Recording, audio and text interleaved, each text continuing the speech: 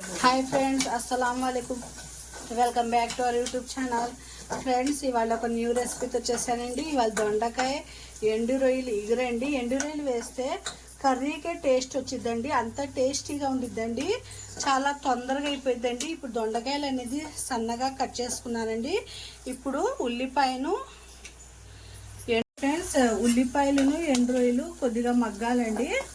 ఇందులో కొద్దిగా సాల్ట్, కొద్దిగా పసుపు వేసుకోవాలి. వేసుకుంటే తొందరగా మగ్గిద్దండి.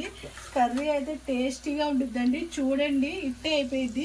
ఇదిగోండి కొద్దిగా పసుపు,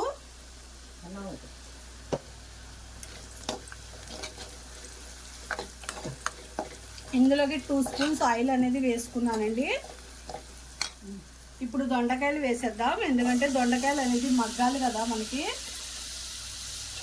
చాలా టేస్టీగా ఉంటుందండి. ఈజీగా అయిపోయిందండి దొండకాయ ఎండు రొయ్యల కర్రీ. టేస్టీ కర్రీ అండి. చాలా సూపర్గా ఉంటుంది ఫ్రెండ్స్. ట్రై చేయండి మీరు కూడా.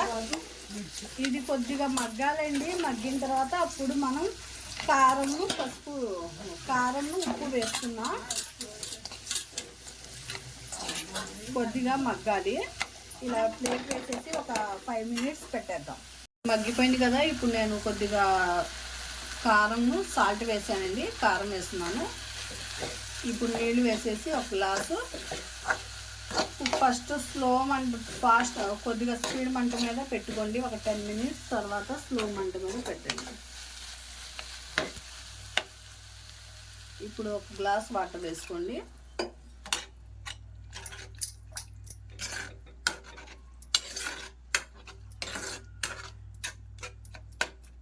ఇప్పుడు ప్లేట్ వేసేసి ఒక హై మంట మీద ఒక 10 మినిట్స్ పెట్టి దాని తర్వాత స్లో చేద్దాం.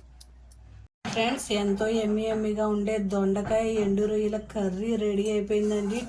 టేస్టీ కర్రీ అండి. తింటే అస్సలు వదలరండి. అంత టేస్టీగా ఉండిద్దండి. నా రెసిపీస్ నచ్చితే ఒక లైక్, షేర్, సబ్స్క్రైబ్ చేసుకోండి ఫ్రెండ్స్. కొత్తగా ఎవరైనా నా ఛానల్ చూస్తుంటే సబ్స్క్రైబ్ చేసుకోండి ఫ్రెండ్స్. అల్లా హాఫిజ్.